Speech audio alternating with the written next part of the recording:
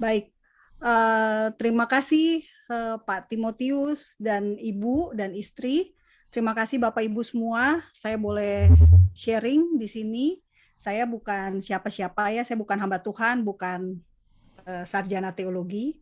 Saya wartawan, tapi saya karena suka Israel dan akhirnya saya memutuskan untuk mengedukasi orang Indonesia tentang Israel, tapi tentu saja harus berdasarkan Alkitab.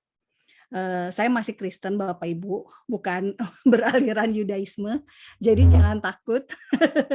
Ini bukan tentang Yahudi gitu ya, tetapi ini tentang Alkitab.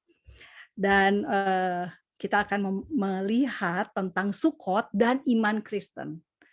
Kenapa penting? Karena ya memang berkaitan dengan kita, meskipun ini adalah hari raya Yahudi. Oke, Oke, baik.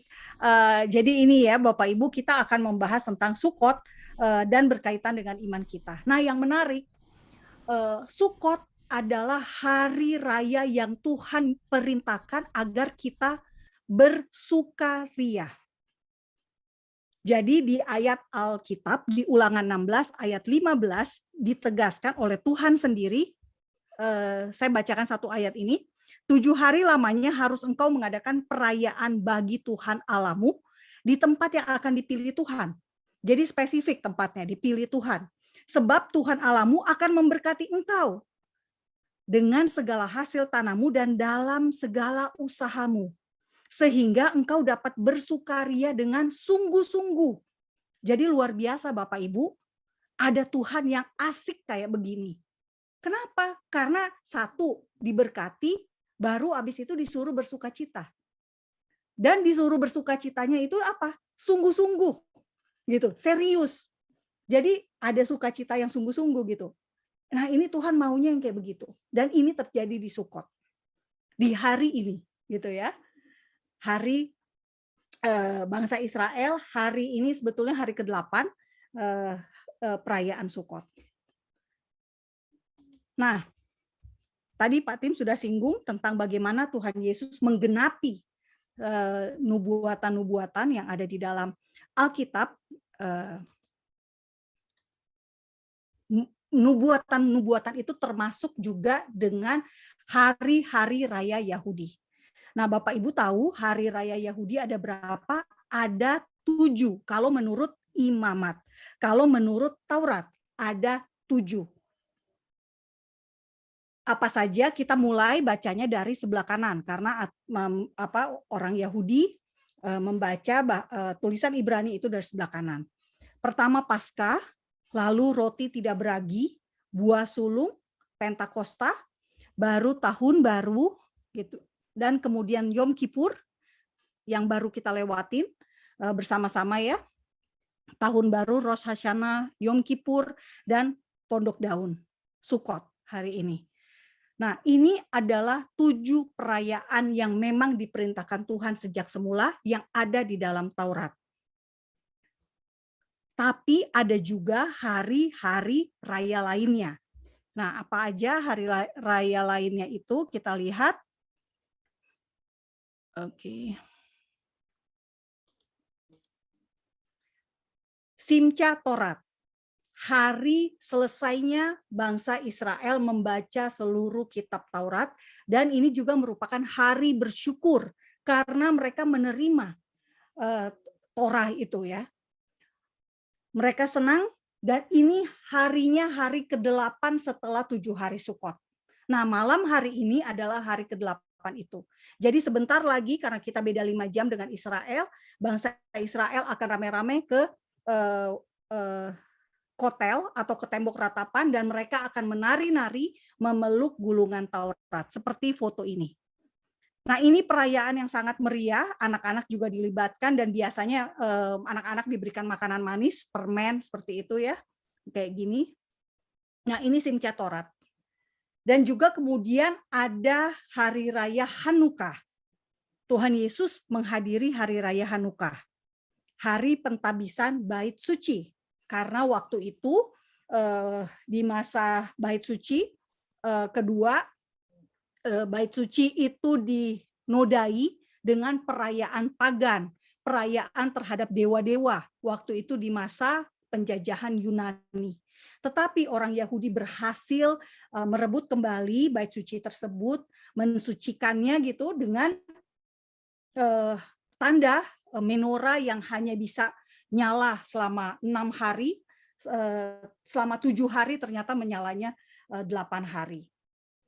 Jadi ada lilinnya 9 gitu ya. Kalau di yang Bapak Ibu kalau bisa lihat di menorah biasanya hanya ada 7 kaki dian. Nah, ini sekarang ini nambah 9. Nah, itu tadi Hanukkah. Kemudian ada hari raya Purim, hari di mana orang Yahudi nasibnya ditentukan oleh seorang raja yang kemudian diselamatkan. Tuhan menyelamatkan bangsa orang Yahudi dari upaya pembunuhan, pemusnahan, genosida di masa itu di Persia atas peran seorang Esther. Nama Yahudinya Esther adalah Hadassah. Dan itulah nama yang saya pilih untuk yayasan saya karena saya berharap saya bisa menjadi seperti Esther. Melawan anti-Yahudi, anti-Israel di Indonesia. Nah, Bapak Ibu, dari sini kita belajar bahwa ada banyak hari raya Yahudi. Kenapa hari raya ditetapkan oleh Tuhan sendiri? Kenapa Tuhan begitu sibuk memikirkan hari, tanggal, bulan secara tetap turun-temurun harus dilakukan oleh orang Yahudi? Tahun ini udah tahun 5782. Jadi artinya sudah 5.782 tahun. Ini bisa dibilang diteruskan dari generasi ke generasi, gitu ya. Minimal sejak Exodus tahun 1440-an, 1440 sebelum Masehi. Nah, makna Hari Raya Sukkot seperti yang tadi Bapak Ibu sudah lihat di video, satu tentang bagaimana bangsa Israel mengenang Exodus selama 40 tahun. Sukkot berasal dari kata sukah atau tenda atau kemah. Nah, orang Yahudi, bangsa Israel pada saat itu tinggal di dalam kemah. Nah, inilah yang mereka kenang di hari Sukkot. Mereka akan membuat kemah di depan rumah atau di teras apartemen untuk mereka makan malam selama 7 hari di bawah tenda tersebut. Tiap tahun bisa bervariasi ya modelnya, tergantung pinginnya seperti apa. Nah, Sukkot juga disebut sebagai Hari Raya Tabernakel. Kenapa? Karena pada selama 40 tahun itu ada kemah suci Tuhan. Tuhan sendiri menyuruh Nabi Musa untuk membuat kemah. Dikatakan Nabi Musa diperintahkan Tuhan untuk membuat kemah suci di dalam Keluaran 26 ayat 1 sampai 37 itu tata caranya begitu detail disampaikan oleh Tuhan kepada Nabi Musa, dan juga kemudian di Keluaran 25 ayat 8 dikatakan bahwa mereka dan Tuhan meminta agar harus membuat tempat kudus bagiku supaya aku akan diam di tengah-tengah bangsa Israel. Jadi Tuhan sendiri yang ingin bersama-sama dengan bangsa Israel di tengah-tengah gurun gersang, gurun pasir seperti di Sinai ini. Nah, Sukkot juga adalah hari Thanksgiving. Kalau di Amerika di Barat ya, ada hari ucapan syukur. Nah, ini adalah hari perayaan Thanksgiving-nya orang Yahudi. Kenapa? Karena selama di gurun pasir, selama di 40 tahun Exodus, mereka makan makanan yang diberikan Tuhan sendiri. Mereka makan mana, mereka makan burung puyuh, itu semua disediakan oleh Tuhan. Tetapi ketika sudah sampai di tanah perjanjian, mereka harus menanam, mereka harus mengolah tanah tersebut, mereka harus memulai pertanian. Dan hasilnya itulah yang dibawa. Karena itu ini bisa dibilang juga sebagai syukuran hasil dari tanah perjanjian. Jadi korelasinya adalah antara bangsa Israel dengan tanah perjanjian tersebut. Nah, lalu Sukkot juga bermakna sebagai hari raya ziarah, karena mereka harus, meskipun mereka nanti sudah keluar dari tanah perjanjian, mereka harus pulang kembali ke Israel untuk mengadakan ziarah. Ada 3 hari raya utama yang harus mereka lakukan, yaitu hari raya roti tidak beragi sehari setelah Paskah, Hari Raya Shavuot dan juga Hari Raya Sukkot. Jadi bisa dibilang ini namanya perayaan Ziarah Tanah Perjanjian. Nah, dari dua hal ini ya, syukuran atas panen di atas tanah perjanjian, ziarah ke tanah perjanjian, membuktikan bahwa ada korelasi antara orang Yahudi, bangsa Israel dengan tanah perjanjian. Jadi agak aneh Bapak Ibu jika ada orang Kristen yang tidak setuju tanah perjanjian itu untuk bangsa Israel. Karena hari rayanya pun masih ada. Tuhan meminta supaya hari raya ini dilakukan turun-temurun gitu ya. Tidak berubah. Jadi inilah korelasinya dengan tanah perjanjian. Nah, Sukot di Israel seperti apa? Biasanya umat Kristen akan datang juga untuk merayakan Sukot. Ini salah satu hari raya populer, hari raya yang banyak disukai oleh orang Kristen di seluruh dunia. Dan mereka akan ikut pawai, akan bawa spanduk, akan bawa bendera, akan menyatakan dukungan kepada Israel gitu ya.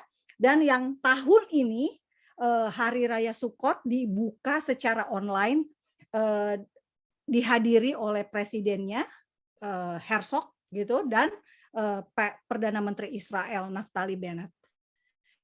Isaac Herzog dan Naftali Bennett menyampaikan sambutan. Nah, ini menunjukkan hubungan baik antara orang Yahudi, umat Yudaisme dengan orang Kristen. Nah, ini tadi contoh-contohnya Bapak Ibu,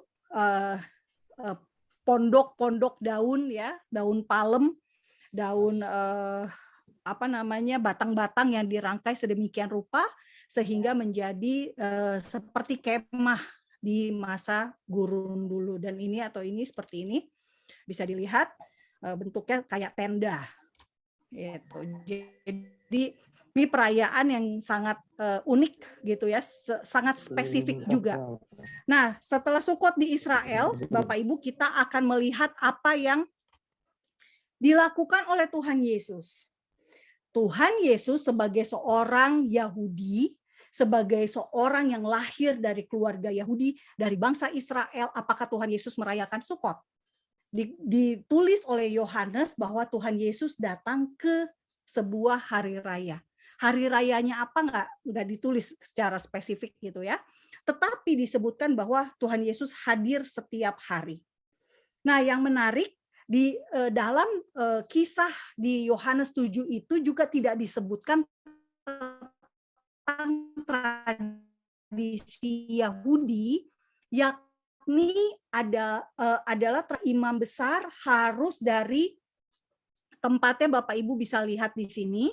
Ini bait suci gitu ya di gambar ini. Dari bait suci ini imam harus jalan ke sebuah kolam yang namanya kolam Siloam. Di kolam Siloam ini air diambil. Kalau Bapak Ibu bertanya kenapa Siloam? Karena tradisi Yahudi mengharuskan dari air yang diambil untuk dipersembahkan adalah dari mata air yang airnya mengalir. Gitu. Bukan kolam begitu saja ya, ditampung airnya, tetapi harus ada air mengalir. Nah, kolam Siloam dibuktikan secara penemuan arkeologi ternyata berasal dari yang namanya mata air Gihon. Nah, Bapak Ibu bisa datang kalau ke Israel, minta turnya bawa ke kolam Siloam ini. Ini dia kolam Siloamnya. Nah, ini gambar kira-kira ya bayangannya waktu imam besar, imam-imam mengambil air, lalu membawanya ke bait suci, dan ini adalah contoh pengulangan adegan, rekayasa adegan yang dilakukan di masa sekarang. Ketika imam besar menuangkan air, saat ini bersamaan dengan anggur merah. Jadi ada dua, air dan anggur merah. Nah, ini yang dilakukan oleh imam besar selama 7 hari. Biasanya juga orang Yahudi di hari terakhir akan berdoa minta hujan. Jadi air ini kenapa air? Nah, dalam tradisi Yahudi mereka sangat percaya bahwa air memang tidak bisa mereka produksi gitu ya. Mereka bisa menanam, mereka bisa mengolah tanah dan bisa tumbuh gitu ya, ada tumbuh-tumbuhan, ada tanaman. Tetapi air tidak. Air sumbernya hanya dari Tuhan itu sendiri. Air sumbernya hanya dari Sang Pencipta. Karena itu ada doa minta hujan. Karena itu ada persembahan air. Nah, makanya karena kita tahu tradisi Yahudinya, kita nyambung kemudian dengan apa yang dikatakan oleh Tuhan Yesus. Emang Tuhan Yesus bilang apa sih? Gitu ya. Nah, ternyata di hari terakhir perayaan Yahudi, Sukot, hari ke-7, adalah yang disebut dengan Hosana Rabbah. Hosana artinya selamatkan kami. Ingat waktu Tuhan Yesus datang ya, masuk dari gerbang timur, berteriak, Hosana, Hosana. Nah, Hosana, selamatkan kami. Raba besar, jadi keselamatan yang besar. Orang-orang Yahudi akan berseru-seru meminta, selamatkan kami, selamatkan kami. Dan Tuhan Yesus mengambil momen tersebut dengan menyatakan keilahiannya. Tuhan Yesus berkata, barang siapa percaya kepadaku, seperti yang dikatakan oleh kitab suci. Kitab suci yang mana? Waktu itu kan belum ada perjanjian baru. Tentu saja berarti kitab suci orang Yahudi. Perjanjian lama. Dari dalamnya akan mengalir aliran-aliran air hidup. Yang dimaksudkannya ialah roh yang akan diterima oleh mereka yang percaya kepadanya, sebab roh itu belum datang. Karena Yesus belum dimuliakan. Tuhan Yesus belum menjalani misi penebusan. Nah, jadi Tuhan Yesus mengatakan, ini loh, saya ini loh air hidup itu. Tuhan Yesus ingin menegaskan bahwa ketika mereka berseru selamatkan kami, Tuhan Yesus menunjukkan bahwa kalau seandainya ya, gini ya, orang Yahudi Tuhan ingin menyatakan dirinya bahwa ini loh, saya ini kan Tuhan, saya ini yang membuat air itu. Dan makanya kalau kalian percaya kepada saya, dari dalam kalian itu akan mengalir aliran-aliran air hidup. Saya baru ngeh ayat ini setelah saya tahu tradisi Yahudinya. Jadi setelah mengerti tradisi Yahudinya, ternyata Tuhan Yesus nyambung banget ya ngomong kayak gini. Saya baru paham gitu. Saya baru mengerti tentang makna living water ini, air hidup ini.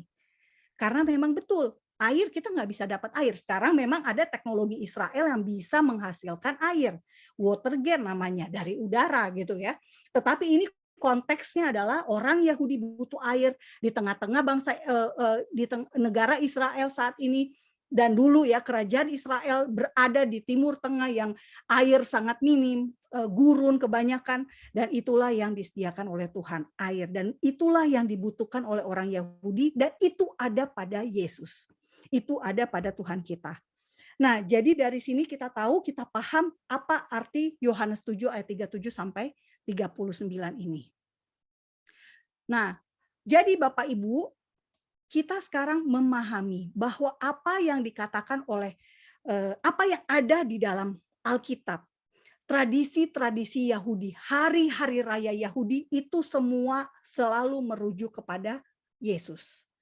Nah, kalau kita tadi kalau perayaan selalu dimulainya dari Paskah. Paskah kita sudah tahu bahwa Tuhan Yesus adalah domba Paskah. 1 Korintus 5 ayat 7. Tetapi pertanyaannya, apakah Tuhan Yesus ujuk-ujuk datang sebagai seorang manusia? Pasti kan harus lahir dulu. Nah, itulah kalau kita urut sebagai siklus, maka sebelum Paskah ada yang namanya Sukot. Banyak orang Kristen atau banyak orang Mesianik yang percaya bahwa Yesus lahir pada saat Hanukkah, hari raya terang, karena Yesus diidentikan sebagai terang dunia. Tetapi ingat Bapak Ibu, hari raya Hanukkah bukan ada di Taurat. Gitu ya. Jadi bukan hari raya Hanukkah yang digenapi oleh Yesus, tetapi Sukot. Karena Tuhan sebagai Immanuel, Tuhan bersama dengan manusia. Tuhan lahir menjadi manusia dan diam di tengah-tengah manusia. Yohanes 1 ayat 14. Jadi kita memahami Sukot sebetulnya sudah digenapi gitu ya. Kalau mau dibahas secara siklus. Nah, Sukot sudah digenapi dengan kedatangan Tuhan Yesus. Paskah sudah digenapi, Yesus sebagai domba Paskah. Roti tidak beragi, hari raya 1 hari setelah Paskah. itu adalah tubuh Yesus yang terpecah. Roti tidak beragi artinya roti yang tidak ragi itu selalu dilambangkan sebagai dosa. Nah, roti tidak beragi adalah tubuh Yesus yang terpecah tapi tidak berdosa. Dipecah-pecahkan tetapi dia tidak berdosa sesungguhnya. Nah, ini digenapi oleh Tuhan Yesus sebagai Yesus yang disalib dan dikuburkan selama 3 hari dalam kondisi yang kalau menurut Yesaya bukan seperti manusia lagi. Jadi keadaannya begitu buruk.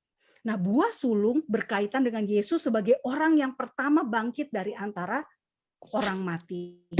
Nah, ini kita bisa lihat Bapak Ibu di Kolose 1 ayat 18 dan Pentakosta, Yesus sebagai kepala gereja, Yesus sebagai rohnya diberikan kepada kita, kepada orang percaya, sehingga kita menerima apa yang bukan lagi batu gitu ya, bukan lagi loh-loh batu, hukum-hukum, aturan-aturan yang tertulis, tetapi Roh Kudus yang memberikan penginsafan, Roh Kudus yang menuntun kita untuk bisa menjadi serupa seperti Kristus. Dan inilah sudah semua digenapi oleh Tuhan Yesus. Ada 1, 2, 3, 4 gitu ya. 5 kalau mau ditambah dengan kelahiran Tuhan Yesus. Next. Nah, apa jadinya hari raya yang belum digenapi oleh Tuhan Yesus? 1, Roh Hasana atau Yom Teruah, hari peniupan sangkakala. Dan ini adalah momen yang kita nanti-nantikan sebagai rapture, pengangkatan orang percaya. Saya tidak menyebutnya pengangkatan gereja, karena nanti entar gereja dianggap nanti gereja sebangunan-bangunannya, tetapi orang percaya Yesus. Nah, pengangkatan orang percaya, momennya kenapa? Mungkin Bapak Ibu bertanya, Rosh Hashanah gitu ya, kenapa di tahun baru? Karena konteksnya pada saat Rosh Hashanah, malaikat akan meniupkan sangkakala. Dan itu pula yang dikatakan oleh Tuhan Yesus sendiri saat berkata-kata tentang akhir zaman kepada murid-muridnya. Di Matius 24 ayat 21. Nah, momen peniupan sangkakala itu ciri dari perayaan Rosh Hashanah. Dan itulah yang akan kita nantikan momennya. Sebentar lagi kedatangan Tuhan Yesus. Kemudian kita sebagai orang percaya akan menghadap pengadilan Yesus, yakni penghakiman Kristus sendiri untuk mendapatkan mahkota. Yom Kippur, nubuatan tentang hari raya Yahudi yang bisa digenapi oleh Yesus dan berlaku untuk kita orang percaya. Lalu yang terakhir, pesta pernikahan anak domba adalah Sukot. Nah, momen ini, ketiga ini Bapak Ibu, semuanya berlangsung di surga, bukan di bumi. Gitu ya. Nah, apa hubungannya Sukot dengan kenapa akhirnya pesta pernikahan anak domba identiknya dengan Sukot? Karena Sukot adalah tentang kemah. Nah, pernikahan Yahudi selalu berada di bawah cupah, di bawah tudung gitu ya, yang bentuknya seperti ini. Jadi lagi-lagi identik dengan sebuah kemah, sebuah tempat bernaung. Nah, ini dia pesta pernikahan anak domba. Jadi momen 3 hari raya ini yang akan digenapi oleh Yesus nanti. Karena ada 7 dan ini semua sudah. Jadi Sukot sudah dan akan gitu ya Bapak Ibu, sudahnya sebagai Immanuel dan akan karena akan ada terjadi lagi. Lalu bagaimana pertanyaannya, bagaimana dengan orang Yahudi? Ini kan semua berlakunya untuk orang percaya. Orang Yahudinya kemana lah? Ini hari rayanya hari raya Yahudi gitu ya. Orang Yahudinya ngapain? Nah, kalau di akhir zaman secara kronologi gitu ya, kita akan melihat bahwa orang Yahudi menantikan momen Yesus sebagai raja. Nah, Rosh Hashanah juga dikenal sebagai hari raya coronation, penobatan seorang raja. Jadi momen penobatan raja di Israel juga ditandai dengan peniupan sangkakala. Dan ketika kita di rapture, itulah momen ketika orang Yahudi sadar, karena orang Yahudinya tetap di bumi. Mereka akan melihat bahwa Yesus itulah sang raja. Karena bagi orang Yahudi, Mesias adalah rajanya mereka. Dan Yom Kippur adalah tentang tribulasi. Banyak orang Kristen pengen banget kayaknya masuk tribulasi. Enggak, ngapain gitu ya. Ini enggak berlaku buat orang percaya, itu kalau saya. Gitu ya. Silakan kalau ada yang punya pendapat berbeda. Anda akan berada di sini, berada di tribulasi, dan kemudian akan ada momen Armageddon, perang Armageddon. Dan ini kemudian kenapa ini bisa dibilang Yom Kippur, pendamaian? Karena toh akhirnya ujung-ujungnya yang membela adalah Tuhan sendiri. Tuhan yang akan datang dan Tuhan sendiri yang akan menyelesaikan gitu ya apa yang dihadapi oleh bangsa Israel, apa yang dihadapi oleh orang Yahudi. Karena mereka tidak bisa ngapa-ngapain lagi gitu ya di bawah pemerintahan antikristus, dan hanya Tuhan sendiri yang bisa menyelamatkan mereka. Dan yang terakhir adalah Sukot, kerajaan 1000 tahun. Dan di tengah-tengah kerajaan 1000 tahun itu akan berlangsung Sukot internasional di Yerusalem. Kalau Bapak Ibu baca di Sakaria 14 ayat 16, itu akan ada perayaan semua bangsa yang selesai dari tribulasi dan perang tadi. Mereka akan beramai-ramai berada di kerajaan 1000 tahun dan akan mengadakan Sukot di Yerusalem. Bangsa yang tidak akan hadir, Tuhan menghukumnya dengan cara tidak mendapatkan hujan. Nah, ini bisa dibaca sendiri Bapak Ibu. Nah, ini tentang orang Yahudi. Bagaimana dengan orang yang tidak percaya? Orang yang tidak percaya, orang-orang yang belum percaya Yesus sampai hari ini dan sampai nanti setelah melewati semua ini nih. Meskipun sudah ada tribulasi, tetap kekeh nggak mau percaya Yesus. Meskipun sudah melihat apa yang terjadi, mereka tetap tidak percaya. Mereka akan dari seluruh masa ya, dari PL, PB dan sebagainya, mereka akan berada di pengadilan takhta putih. Wahyu 20 ayat 11 sampai 15. Di pengadilan takhta putih, apakah ada orang Kristen? Tentu tidak. Ini berlaku untuk orang tidak percaya. Baru kemudian terakhir kita akan masuk bersama-sama dalam tempat yang terakhir, yaitu hidup di langit bumi yang baru, Yerusalem yang baru bersama Tuhan sendiri. Inilah Sukot. Jadi dulu di Taman Eden ada Tuhan dan Adam dan Hawa, dan di kemudian hari kita akan mulai lagi bersama-sama dengan Tuhan dalam kekekalan. Bersama-sama melihat langsung gitu ya keberadaan kita dengan Tuhan. Jadi ada momen-momen yang mungkin ini akan menjadi perdebatan, tetapi tidak masalah gitu ya, karena memang jangankan saya gitu ya, para ahli-ahli teologi pun, ahli eskatologi pun berdebat.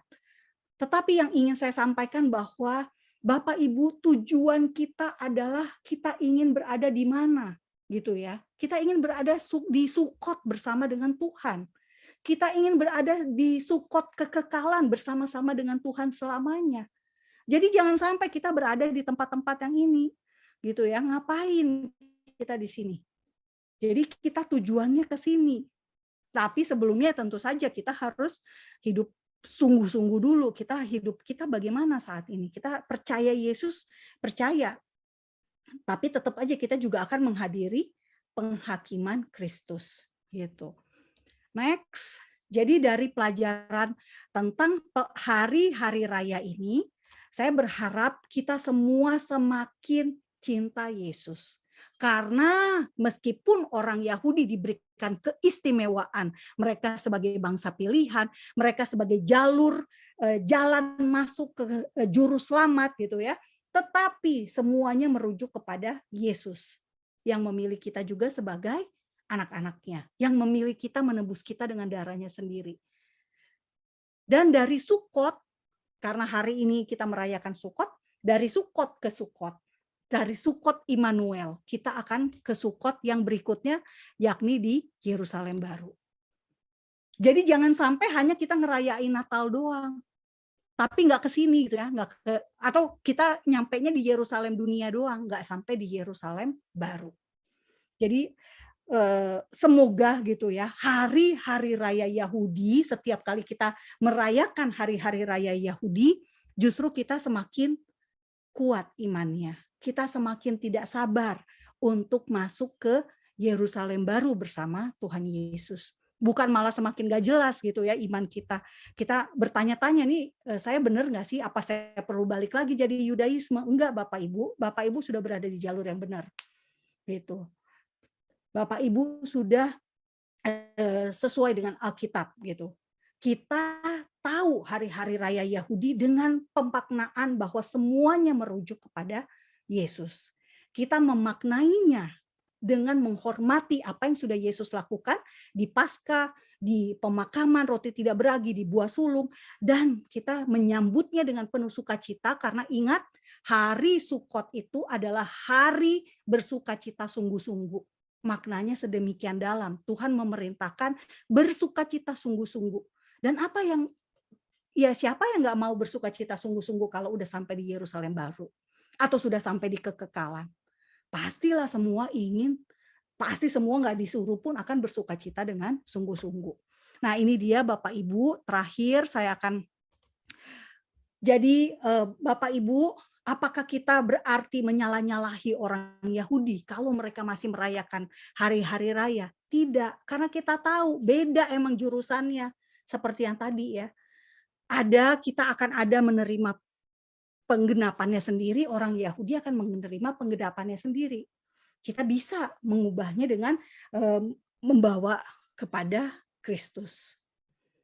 Jadi Tuhan mengatur hari raya sebagai waktu yang tetap, Moed, setiap tahun selama ribuan tahun agar bangsa Israel mengingat peristiwa yang sudah Tuhan kerjakan. Ini berlaku untuk orang Yahudi. Tuhan ingin setiap hari raya Yahudi itu sebagai deklarasi publik perayaan bangsa Israel di depan umum. Itu disebutnya Mikra. Nah, Moed dan Mikra ini harus dilakukan oleh orang Yahudi. Dan kita jangan nyinyir gitu ya. Kita ya senang dengan perayaan mereka, tetapi kita memaknainya dengan berbeda. Dan sebaliknya, kita sudah tahu maknanya adalah merujuk kepada Yesus.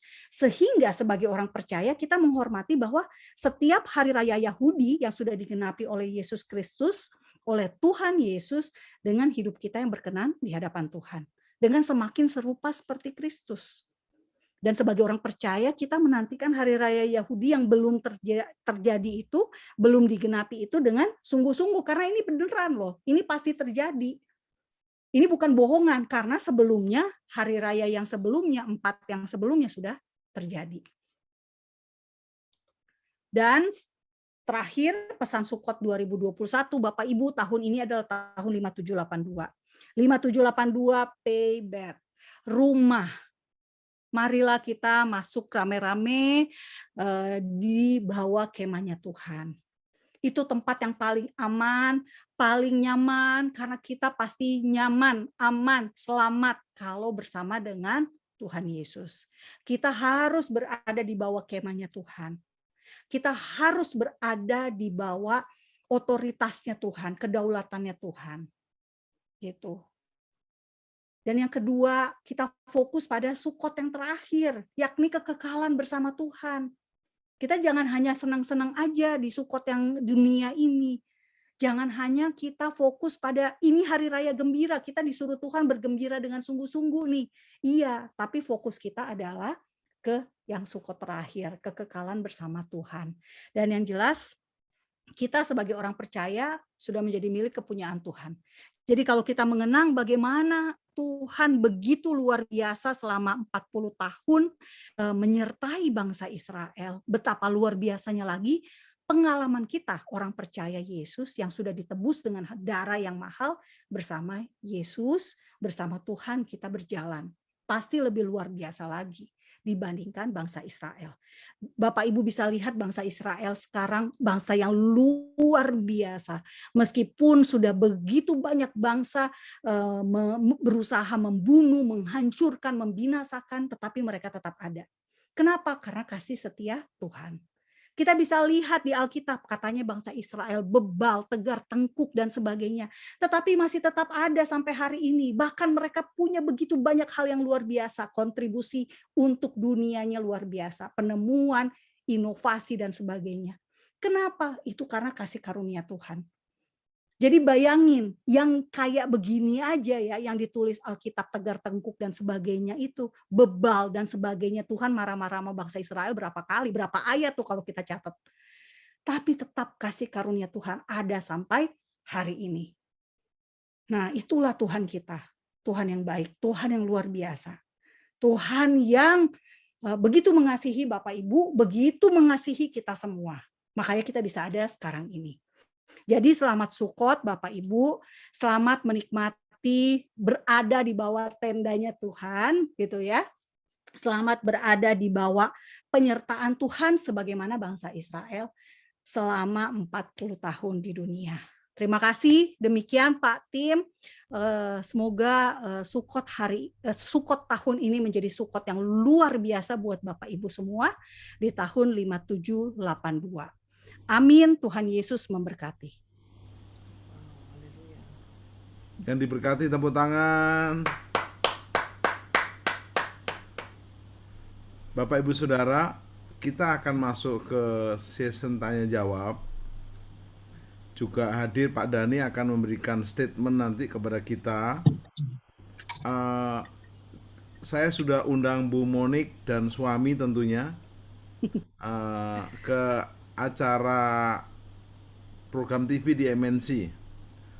Dan kata Bu Monik, responnya bagus Bu ya? Puji Tuhan, banyak yang nanyain Pak Tim. Jadi nanti kita kolaborasi Ibu sama Bapak. Jadi Ibu dari sisi Israelnya, saya dari sisi pemuritannya. Karena kan tentu bukan hanya orang percaya yang naik, tetapi orang percaya yang menjadi murid Yesus. Setuju Ibu Monik? Amin. Nah itu tadi ya Pak, di Sukot tadi kan. Ya. Harus dipindahin tuh. Dipindahin. Nah sebelum Pak Dhani akan juga ngasih statement, nanti kita masuk tanya jawab. Bapak Ibu boleh mulai chat pertanyaannya. Karena kalau kita buka secara lesan nanti menyebar kemana-mana, nanti kita akan buat kelas khusus. Yang setuju ada kelas khusus angkat tangan. Ya, jadi Bu Monik sama suaminya itu sama-sama mahasiswa di Satya Wacana. Dan mereka dulu suka demo. Tetapi dijamah Tuhan, diubahkan Tuhan. Dan sekarang kita sama-sama menjadi murid Yesus. Dan Bu Monik akan buat buku juga, saya udah pesan. Aduh, itu belum selesai. Dan kita dorong supaya nanti kita bertumbuh bersama. Bu Monik, kan kita tuh sering dengar dari Indonesia kalau Israel tuh kayaknya Kristen, padahal Israel bukan Kristen, Judaism. Dan kita dengar Palestina itu seakan-akan Muslim. Jadi semua orang-orang Indonesia menganggap bahwa Israel Kristen, Palestina Muslim. Padahal saya dengar justru di Palestina banyak orang yang percaya, cinta Tuhan, mengasihi Tuhan, dan sedikit sekali orang Israel yang sekarang percaya Yesus. Nah, data terakhir kira-kira berapa orang ya Bu ya, orang Israel yang percaya Yesus, dan berapa persen orang Palestina yang percaya Yesus, supaya kita nggak kebalik-balik dengan berita media yang kita sering dengar di Indonesia. Thank you. Langsung dijawab Pak Tim atau gimana? Langsung. Oke. Terima kasih Pak Beni pertanyaannya. Ya Pak Beni, jadi gini, kita Monik, perlu ini tahu. pertanyaan dari Philadelphia ya, Amerika. Oh oke. Ya, jadi saya terbang dulu nih ke Philadelphia. Ya, betul. Ya, jadi gini, kita perlu tahu dulu bahwa orang Yahudi itu sangat sedikit. Jumlah di seluruh dunia itu tidak lebih dari 15 juta. Di Israel 9 juta warga negara Israel gitu. Terus orang Yahudinya berapa? Mungkin sekitar hanya 7 juta. Jadi kalau ditanya berapa orang Yahudi yang sudah menjadi Kristen, kalau saya bilang sekitar 100.000 itu jumlah yang banyak. Karena jumlah penduduk Israel sedikit. Gitu ya, Pak. Nah, Bapak bisa lihat, nonton di YouTube Fakta Israel. Saya membuat video 7 orang Kristen ternama, terkenal di Israel. 7 orang Kristennya siapa aja? Amir Sarfati misalnya. Hanaya Naftali. Mungkin Bapak Ibu suka lihat postingan media sosialnya. Dan ada beberapa lagi yang lain. Joshua Aaron, itu penyanyi. Dan juga One for Israel misalnya, itu Kristen, Yahudi Kristen. Eitan Bar, orang muda yang pintar sekali dan dia membuat sebuah pelayanan gitu ya, situs One for Israel. Nah, itu orang-orang Kristen yang percaya. Orang-orang Yahudi yang percaya Yesus. Kalau ditanya apakah orang Palestina banyak orang Kristennya, tidak juga, Pak. Kenapa? Karena menurut informasi semakin orang Kristen di Palestina jumlahnya semakin menyusut. Karena apa? Karena ada persekusi juga yang dialami oleh mereka. Karena mereka adalah minoritas. Gitu. Jadi banyak orang Kristen yang di Bethlehem, ketika Bethlehem berada di bawah Israel, jumlah orang Kristennya banyak. Tapi ketika Bethlehem diserahkan kepada Palestina tahun 93, jumlah orang Kristennya menyusut. Orang Kristennya pergi ke luar negeri, tinggal di luar Palestina. Gitu. Dan apakah ada orang Yahudi di Palestina? Tidak ada, Pak. Hukum di negara tersebut melarang ada orang Israel, ada orang Yahudi masuk ke wilayah Palestina. Tetapi di hukum Israel, orang Palestina, orang Arab Palestina, sekitar data terakhir saya tidak tahu ya, mereka diberikan sekitar 5.000 orang dari Gaza bisa bekerja di Israel. Itu baiknya Israel. Orang Palestina bisa kerja, berobat, bisa sekolah, bisa kuliah di Israel. Tetapi orang Israel tidak bisa masuk ke wilayah Palestina. Ada hukumnya, ada aturannya. Mereka ilegal masuk ke wilayah Palestina. Nah, itu dia. Jadi kalau mau dibilang Israel adalah negara Kristen, tidak juga, Pak. Sebab orang Kristen memang minoritas.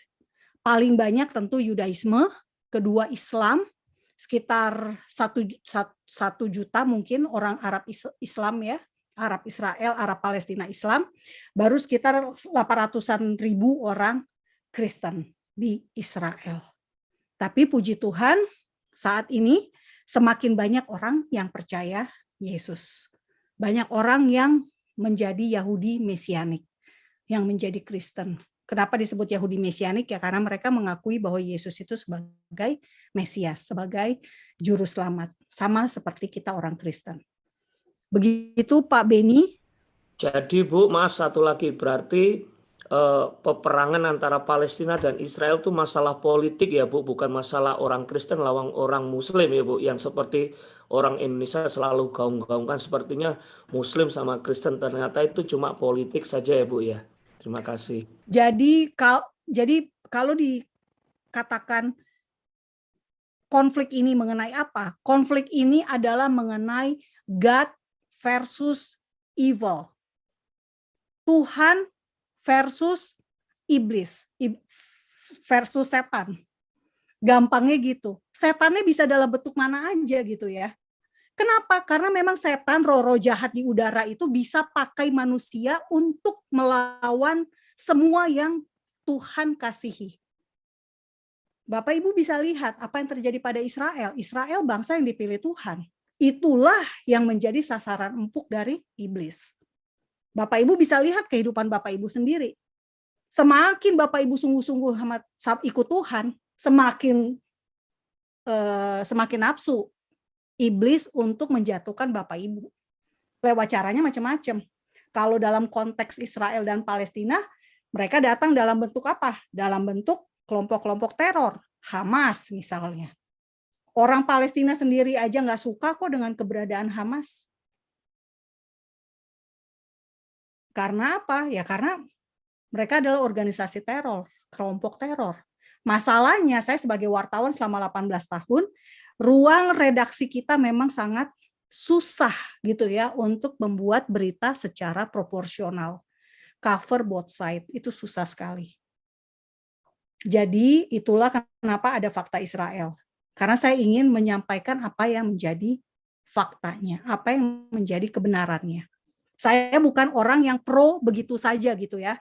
Tetapi saya memang harus cek faktanya dulu. Faktanya seperti apa gitu. Nah, itu saya berharap semakin banyak orang teredukasi, semakin banyak juga orang yang akhirnya bisa melihat secara proporsional. Kalau ada kejadian, yang mana dulu nih yang salah? Polisi yang nembak atau orangnya yang nembak lempar batu duluan misalnya. Kayak gitu, Pak. Kalau misalnya ditanya konfliknya karena apa? Ya, suka tidak suka saya akan bilangnya konflik karena kesalahpahaman sejarah. Sejarahnya kita harus luruskan dulu bahwa ini semua adalah tentang bagaimana sebuah tanah itu diberikan kepada sebuah bangsa, tetapi ada begitu banyak bangsa lain ingin mengambil tanah tersebut. Dan itu yang terjadi sekarang. Padahal kita belajar hari ini Sukot adalah perayaan tentang tanah perjanjian. Tuhan memerintahkan untuk masuk ke sana, nanam di sana, mengolah tanah, dan hasilnya itu kita nikmati dan bersukaria. Tuhan memerintahkan 3 kali setahun orang Yahudi harus merayakan perayaan di tanah perjanjian. Kalau tidak ada Israel, di mana kira-kira mereka akan melakukan ibadah hari raya mereka? Apakah akan di Indonesia? Bukan tempat itu yang dipilih Tuhan masalahnya. Gitu ya, kan di Ulangan 16 ayat 15 kan secara spesifik Tuhan bilang tempat yang dipilih Tuhan. Demikian Pak Beni ya, masih Pak Beni lagi. Terima kasih. Terima kasih saya tahu Pak. akan menjadi tema yang menarik kalau dibahas nanti dalam kelas fakta Israel dan akhir zaman dan dengan pemuritan. Pak Dhani mungkin mau menambahkan bisa. Pak Dhani tolong, ini ada yang nanya tentang rapture kapan Pak Dhani. Ini kayaknya bagiannya Pak Dhani nih. Ya, bagus. Jadi Pak Dhani Rapture di tanya. Rosasana tahun depan atau tahun berikutnya ya. Ya, karena kan bagus, sudah Bu. lewat Kayaknya Rosasana ini Pak Dhani tahun jawab ini. nih. Silakan Pak Dhani. Oke, Kalau baik. saya tidak tahu soalnya. Ya, puji Tuhan Bapak Ibu, ini pengalaman luar biasa dengan Ibu Monik ya, ikut acara menentukan nasib kota Yerusalem di pertemuan PBB tahun 2016. Kami berdua mewakili apa ya Bu ya? Tahu kita ada di pertemuan PBB. Nah, lalu yang kedua, Ibu juga udah pernah bantu di akhir zaman waktu kita bicara tentang Israel Jam Allah ya, mendadak juga tuh hari Minggu tanya jawab, tapi kedepannya kayaknya akan makin sering Bu. Nah, oke. Saya coba singkat mulai ini dulu, hari raya dulu. Hari raya Sukot ini penggenapannya ada 4, ya sama seperti Yom Kippur ada 3. Kalau yang lain satu, ya kayak hari Paskah, kemudian hari roti tak beragi dan hari buah sulung itu sudah digenapi Tuhan Yesus mati dan bangkit. Tetapi Sukot ini dimulai dari kelahiran Yesus. Nah, Bapak Ibu kalau udah masuk sini bisa perang nih. Yesus lahirnya bulan November atau bulan apa namanya? September Oktober. Nah, kalau ngikuti nubuatan harusnya September Oktober. Tapi kalau kita bahas di sini nanti Bapak Ibu ini apalagi di YouTube nih bisa rame. Wah, ini pada ini bikin ajaran baru Bu Monik, Natal tidak Desember, jadi Natalnya adalah September Oktober. Kita nggak masalahkan di situ dan jangan dipermasalahkan.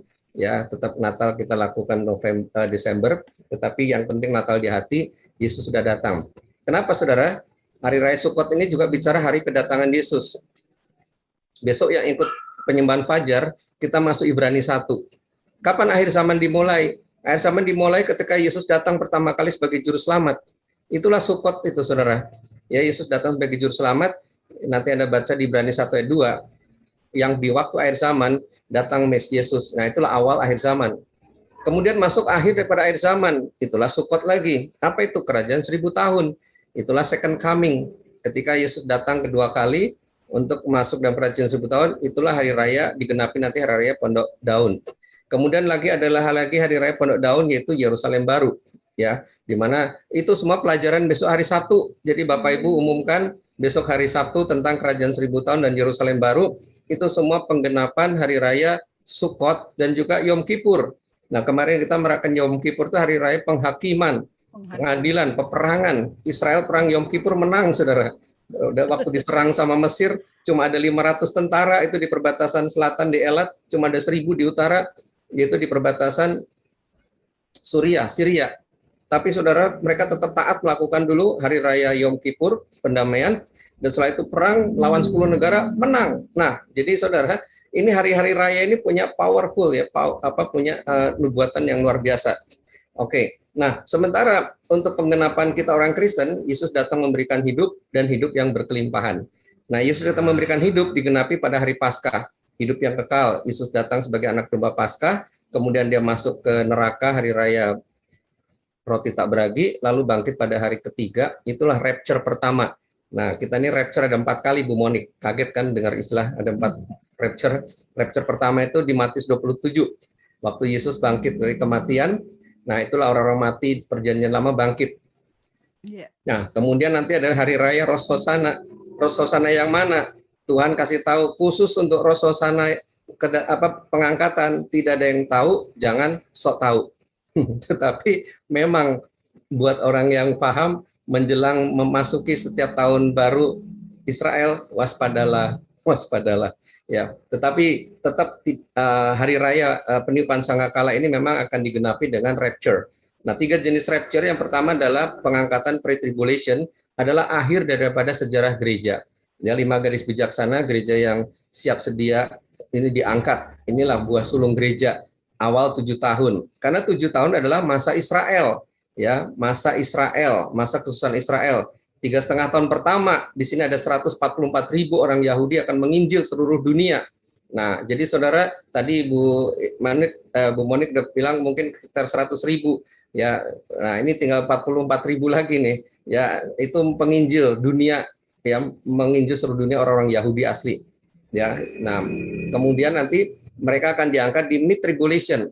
One man new man in Christ, satu manusia baru dalam Kristus, Efesus 2. Yahudi dan non-Yahudi yang sudah lahir baru ataupun martir, inilah mereka diangkat di pertengahan 7 tahun. Itu ada semua di kitab Wahyu. Masuk masa antikris. Nah, di situ Musa dan Elia yang tugas. Nah, nanti akhirnya pengangkatan yang ketiga, post tribulation, itu para martir dan Musa dan Elia. Nah, kemudian masuk 7 cawan murka, kemudian di surga kita ada pengadilan tahta Kristus, itu Yom Kippur. Pak Dani. Ya. Pertanyaannya, mereka bilang begini, kedatangan Tuhan di Rosh Hashanah kemarin kan udah lewat. Apakah berarti tahun depan? Nah, itu harus dijawab dengan tegas ya, Bu Monik ya. Gak ada yang tahu, jangan sok tahu. Jadi tanggal, bulan, tahun Yesus datang, pengangkatan, rapture, tidak ada yang tahu. Yesus datang seperti pencuri, waspadalah selalu. Oke. Jadi poinnya seperti itu Bapak Ibu. Jadi sekaligus saya tekankan tadi Yom Kippur itu adalah hari raya mahkota. Ya, jadi kita akan terima mahkota. Dan satu lagi Yom Kippur yang berikutnya tahta putih, itu adalah untuk yang tidak dalam Kristus. Nggak ada orang Kristen itu untuk masuk neraka. Menarik, terima kasih Ibu Monik. Ini malah penjelasannya jadi meng-refresh saya untuk bahan nanti hari Sabtu Minggu saya lengkapi dengan hari-hari raya Yahudi. Saya kembali ke Pak Tim. Terima kasih. Terima kasih Pak Dani. CS saya nih, Pak Dani nih. Teman seperjuangan. Oke, dari Jepang, Siska Kumenit ada pertanyaan? Ada Pak. Silakan, Siska. Ya, terima kasih untuk kesempatan Bu Monik, Pak Tim, dan tim lain juga. Terima kasih. Saya mau nanya, karena di news kadang-kadang ya muncul tentang sejarah-sejarah yang ditemukan di Jepang. Dan sejarah-sejarah itu setelah diselidiki hanya mirip dengan tempat yang berada di salah satu daerah di Yahudi, seperti simbol-simbol yang dipakai Daud. Terus ada juga tarian-tarian Jepang yang masih mereka tarikan di sini kalau ada event-event atau ada acara adat tertentu. Dan tarian itu mirip sekali dengan tarian orang Yahudi. Kemudian ada juga bahasa-bahasa leluhur tapi jarang dipakai oleh orang Jepang sekarang ini. Tapi kalau orang-orang tua yang lansia sekarang masih ada, seperti contohnya begini, yokoso. Itu setelah diselidiki itu bukan bahasa Jepang, ternyata itu berasal dari bahasa Yahudi, yang artinya Tuhan beri aku kekuatan. Gitu.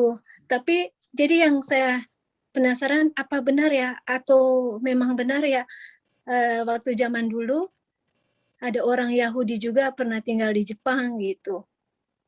Sebab ada beberapa sejarah di Jepang setelah diteliti sangat berhubungan. Dan jadi Siska Komunit pertanyaannya adalah, apa benar orang Yahudi, turunan orang Yahudi pernah tinggal di Jepang juga gitu?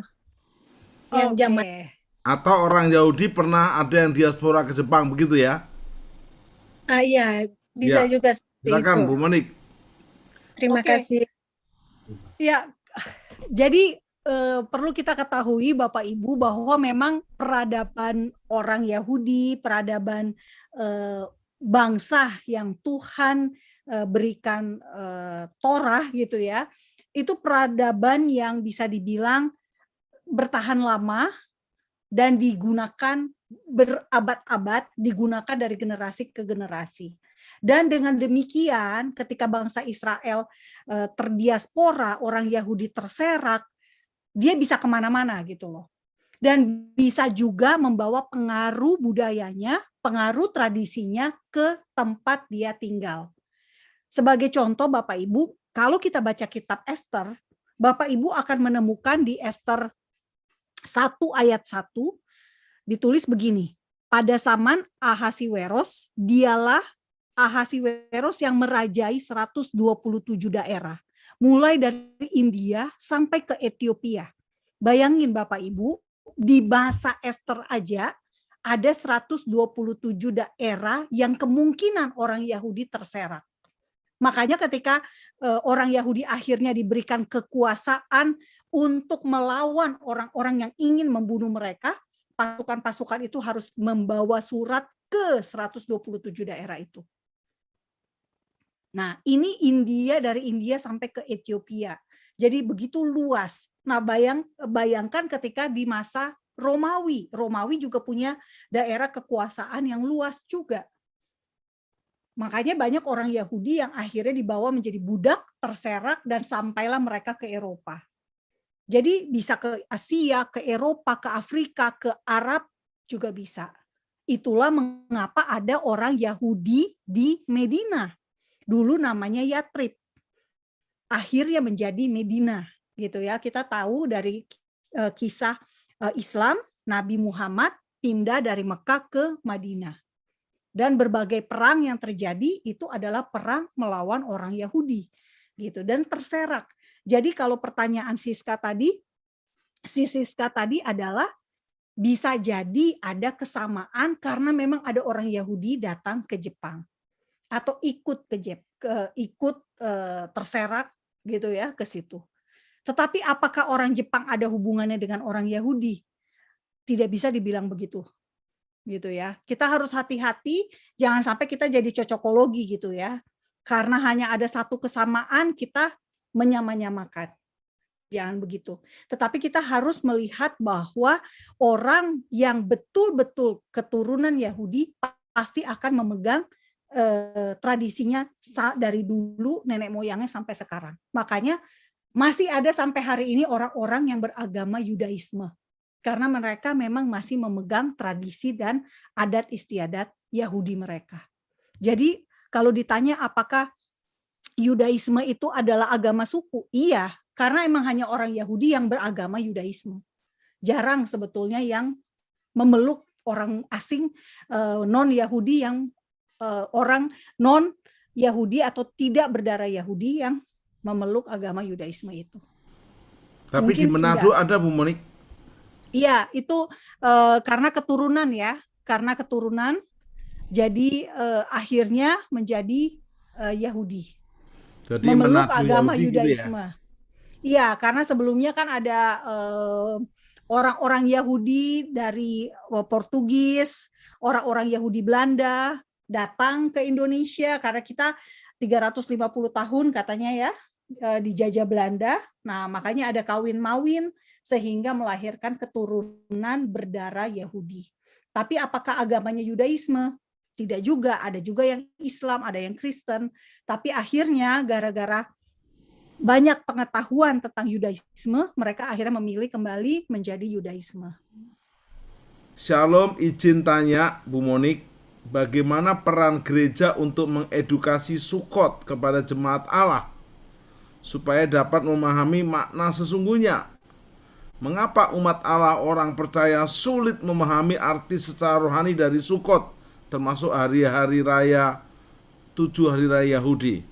Silakan Bu Monik jawab dengan seksama dalam tempo sesingkat-singkatnya. Iya, kalau saya sebagai jemaat ya, saya sebagai jemaat memang karena kebetulan saya berjemaat di gereja Glow. Memang di Glow tidak merayakan hari-hari raya Yahudi gitu. Dan ini mungkin juga pandangan yang memang gereja selama ini berusaha untuk sedemikian rupa membuat orang Kristen adalah sebagai manusia perjanjian baru gitu ya. Yang sayangnya justru membuat kita akarnya jadinya kurang kuat. Karena suka tidak suka Bapak Ibu, kita harus berakar juga pada perjanjian lama. Dalam arti, dalam konteks, kita harus tahu gitu ya, perjanjian lama ini apa sih gitu kan. Perjanjian lama ini ngapain sih? Dan termasuk dengan tradisi-tradisi Yahudi itu. Termasuk dengan budaya Yudaisme, termasuk dengan bahasa aslinya. Kenapa kita perlu mengenal nama Tuhan yang benar itu siapa gitu ya. Nah, ini banyak sekali gereja yang tidak mengajarkan hal-hal seperti ini. Yang menurut saya sangat disayangkan. Padahal itulah kuncinya. Tuhan Yesus saja bacanya perjanjian lama. Karena waktu itu perjanjian baru belum ditulis gitu ya. Kalau kita baca di sejarah gereja, perjanjian baru kan baru ada sekitar tahun 40-an, taruhlah 70 Masehi, 40 Masehi lah, naskah-naskah dan sebagainya. Nah, jadi artinya gereja, Bapak-bapak pendeta hamba Tuhan di sini perlu memperlengkapi jemaat. Ini saya berbicara berdasarkan kebutuhan saya pribadi gitu ya. Perlu memperlengkapi jemaat dengan pengetahuan tentang keyahudian tadi, tentang Alkitab perjanjian lama tadi. Jadi jangan sampai anak-anak kita supaya gampang gitu ya, kita ngajarinnya ya udah kamu baca PB dulu deh nih, gitu ya. Ini maaf kepada orang-orang yang bekerja begitu luar biasa dengan membagikan Alkitab Gideon. Saya ingat karena anak saya juga terima Alkitab Gideon ya, perjanjian baru saja. Nggak bisa Bapak Ibu, harus dari perjanjian lama. Tiba-tiba kita baca di perjanjian baru, Yesus anak Daud. Daud ini siapa gitu loh. Kita nemunya di mana kisahnya? Ya di perjanjian lama. Jadi kita harus nyambung gitu kan. Jangan sampai kita ujuk-ujuk gitu. Nah, contoh kasusnya yang tadi tentang air. Itu baru satu tentang air. Nah, kalau di perempuan Samaria, Tuhan Yesus ngomongnya konteksnya beda lagi. Tuhan Yesus ngomongnya kepada perempuan Samaria itu tentang mata air sumur Yakub. Dan kita harus tahu kenapa Yesus ngomong sumur Yakub ke orang Samaria. Kita harus tahu orang Samaria itu siapa. Gitu kan? Kenapa sampai ada orang Samaria di situ? Nah, itu semuanya menarik sekali untuk kita ketahui. Bapak Ibu saya jamin akan senang, akan betah di gereja kalau ada cerita-cerita seperti ini.